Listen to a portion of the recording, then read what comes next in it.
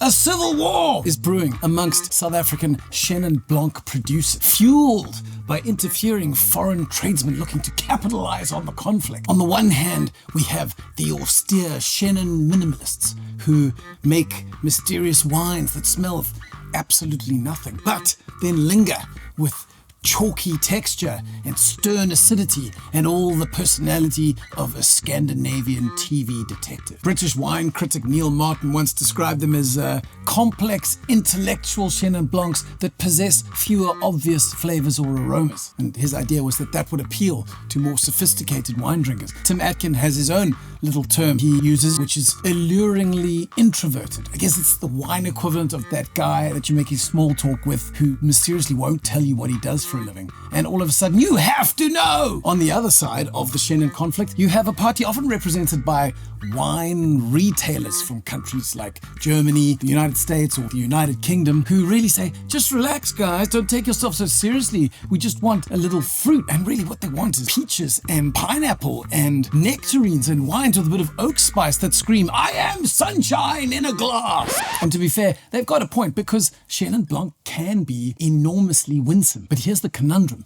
How much can you charge for a wine that's just friendly? What does premium taste like? Is it essential that these wines treat you mean to keep you keen? Do you absolutely have to have stony, smoky flint elements with farty reduction and nervous tension? Sounds a little bit like dinner with Uncle Tony. Or can these wines be like a pineapple upside down cake, except with a PhD?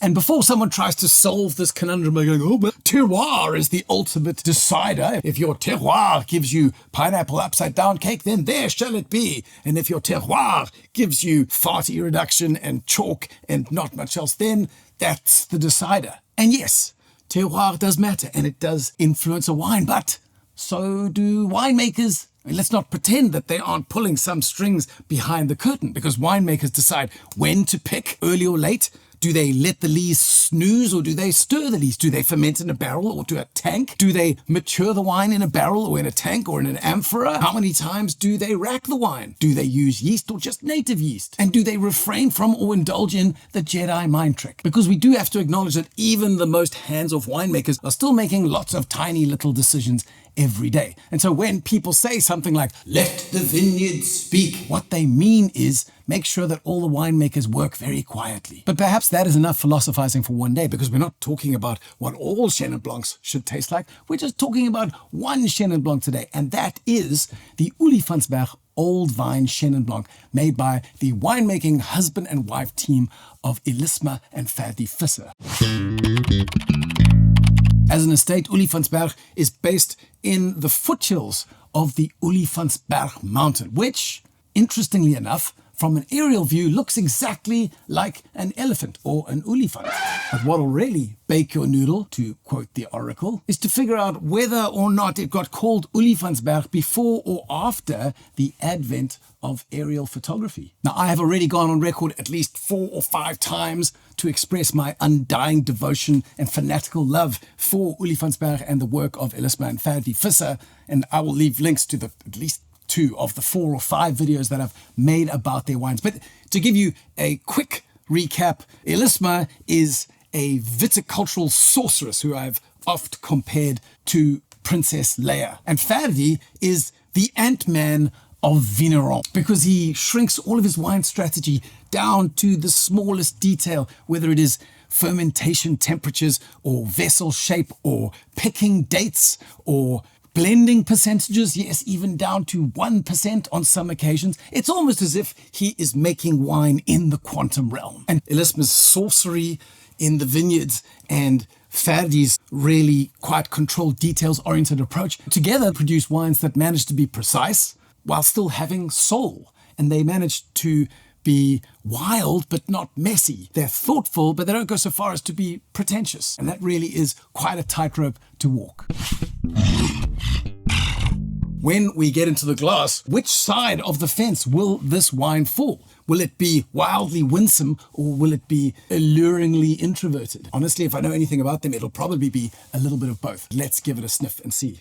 Well, so far, so good. Because the first note we get definitely is a kind of salty, stony, flinty, reductive hint, like someone was chewing on a stone while sharpening their samurai blade. But along with that, there is this rather pleasing, winsome, white, cool peach fruit that comes off the nose with just a puff of fynbos in there. So 1 point for each side so far. Let's give it a sip.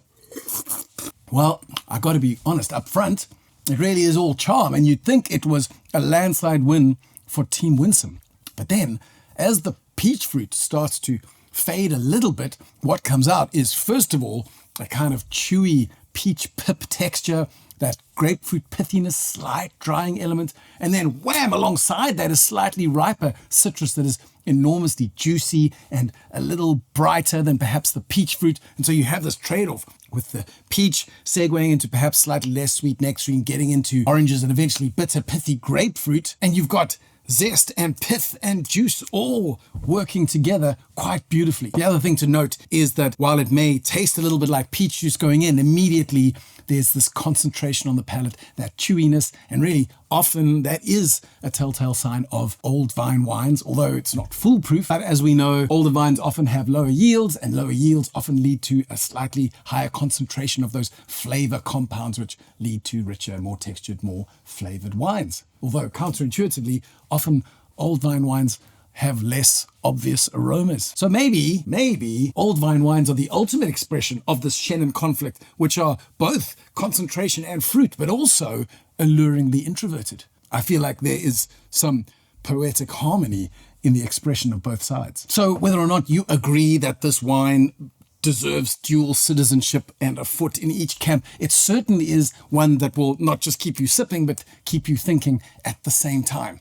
And in case the wine doesn't keep you thinking, I'll leave you links to 2 videos, both of which go into deeper detail the epic work that Elizme and Ferdi do on their little elephant-shaped mountain on the edge of the Breedekloof Valley.